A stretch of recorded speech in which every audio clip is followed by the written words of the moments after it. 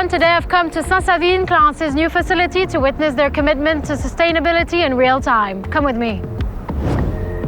Hi Guillaume, thank you so much for having me. Sainte-Savine was created to support the operation of our sister site in Pontoise and help us meet customer demand while upholding our commitment to sustainable development and our desire to create a positive impact. I know Sainte-Savine uses many different advanced technologies such as photovoltaic panels, geothermal heating to stay energy efficient. Indeed, 80% of the building energy comes from those technologies you mentioned. That's fascinating.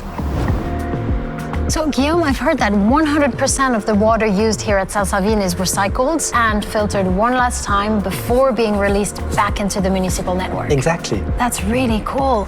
And tell me, is it true that even before Sainte-Savine was constructed, Clarins conducted a biodiversity assessment to protect the local wildlife? That's correct.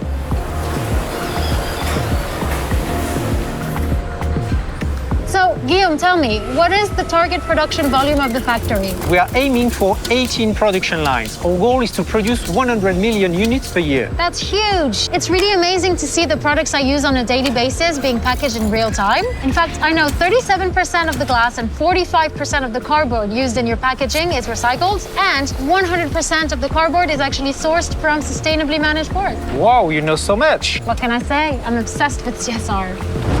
As you can see, Clarins is very serious about sustainability. See you soon.